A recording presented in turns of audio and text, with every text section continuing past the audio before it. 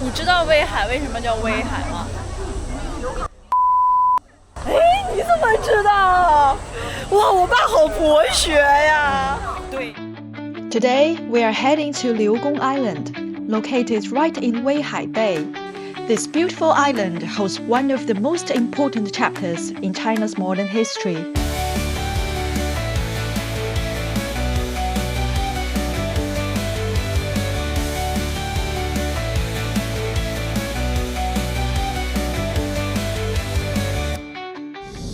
Early in the morning, we stepped into a little shop just across the street.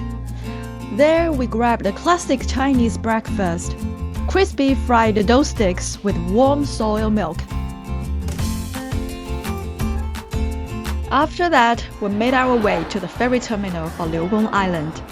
Maybe because it's summer vacation, there were tons of tourists, and ferries to the island were running non-stop.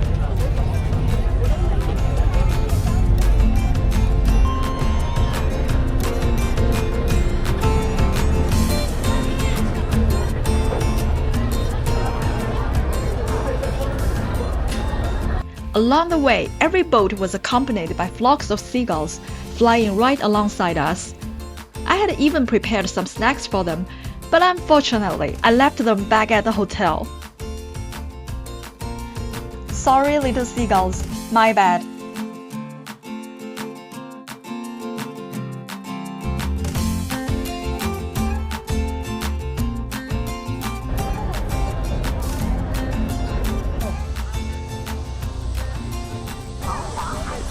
你知道威海为什么叫威海吗？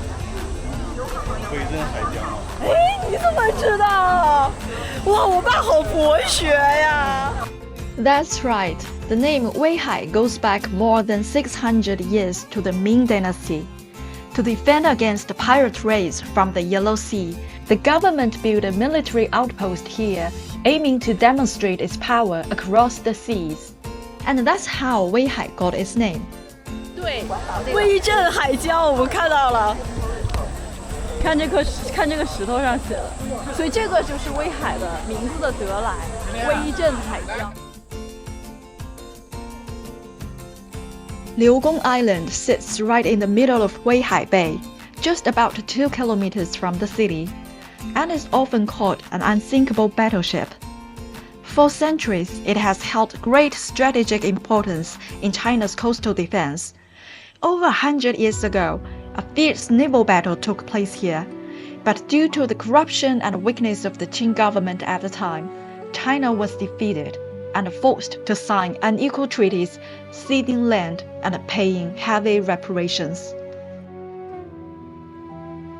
So today, our first stop is the Museum of Sino-Japanese War.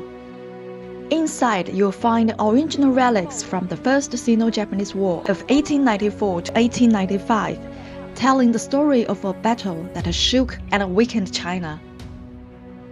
Back in 1888, during the self-strengthening movement, the Qing government built its first modern navy. Its core bases were Weihai and Liugong Island.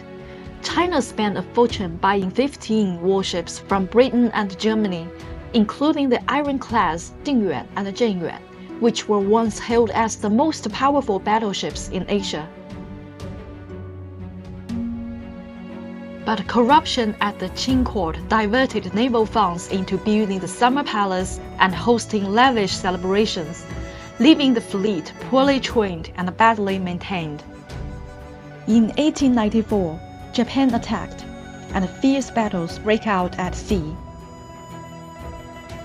The Beiyang Fleet fought briefly, especially in the Battle of the Yellow Sea that September.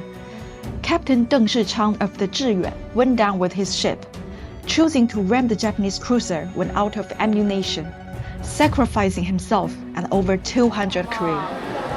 炮弹坑吗？对。 Right outside the museum stands a giant statue of the general, holding a telescope, an impressive tribute to its legacy.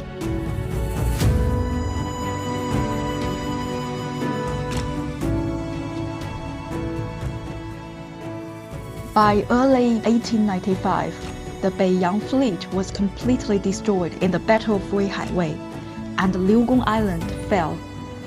A few of its top commanders, facing despair, refused to surrender and chose to give their lives for the nation. China was then forced to sign the Treaty of Shimonoseki and other unequal treaties, triggering a wave of foreign powers carving up the country.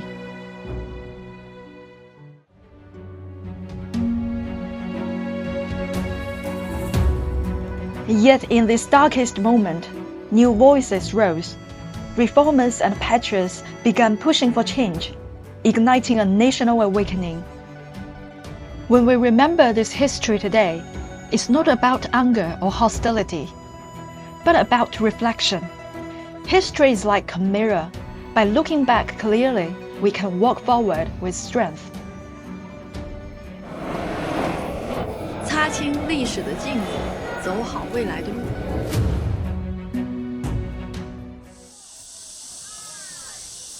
Right next to the museum stands a full-scale replica of the Beiyang Fleet's flagship, Dingyuan, rebuilt based on the original wreckage salvaged from Weihai Bay.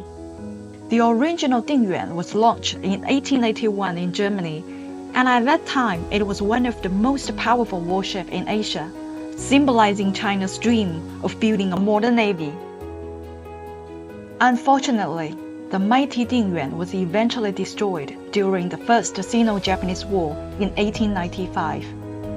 To honor that history, this one-to-one replica was built in 2004, carefully reconstructed according to historical records.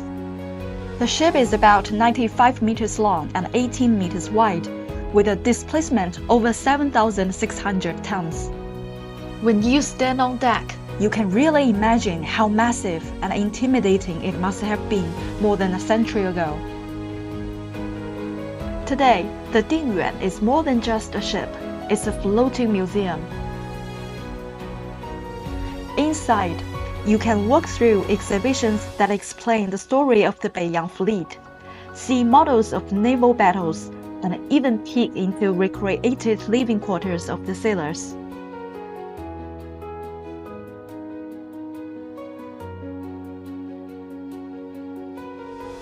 Outside, the giant cannons, the tall bridge, and the armed deck make for stunning photo spots.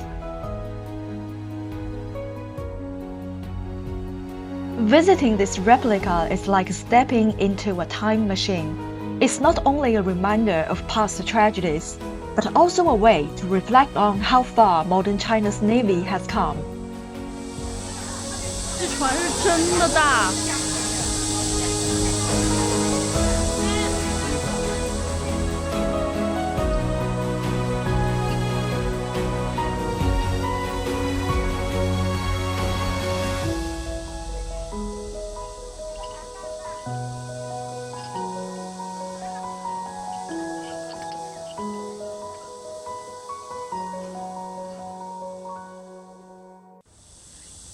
By hopping on the Little Island train, you can also reach the old training grounds of the Beiyang Fleet and the former site of the naval headquarters.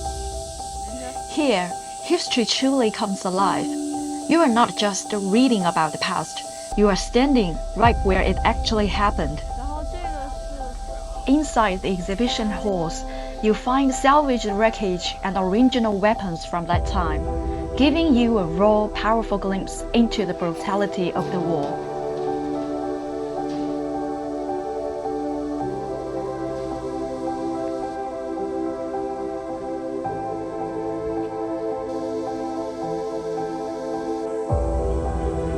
Rust-covered canyons, twisted armor plates. These silent relics speak louder than words, reminding us that in modern warfare, the level of technology can decide the outcome of a battle. Looking back at the tragic destruction of the Beiyang Fleet, it's hard not to feel a deep sense of sorrow and reflection. "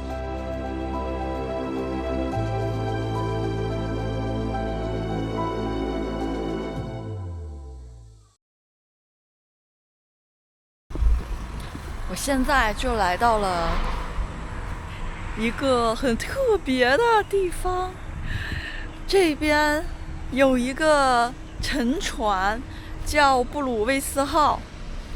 我们现在就来看一看，它是当年搁浅在这里了。哇，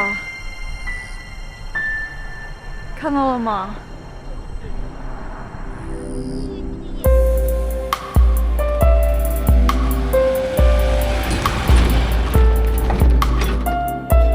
From Liugong Island, it takes about an hour and a half by car to reach Naxianghai. And right on its shoreline lies a giant ship with a legendary story, the Blueways.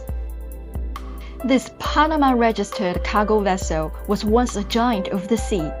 But in 2022, Typhoon Nanmadol drove it ashore, where it now rests forever on this foreign coast.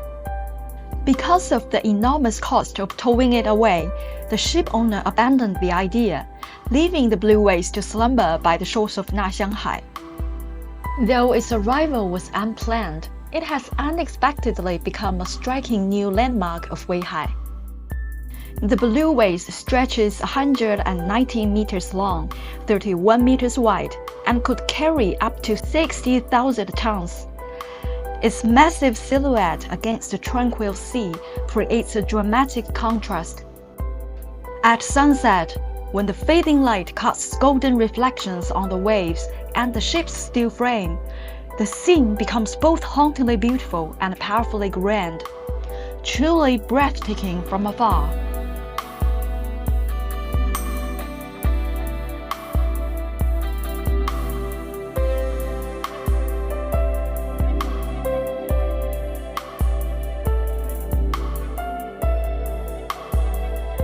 That's all for my Weihai journey.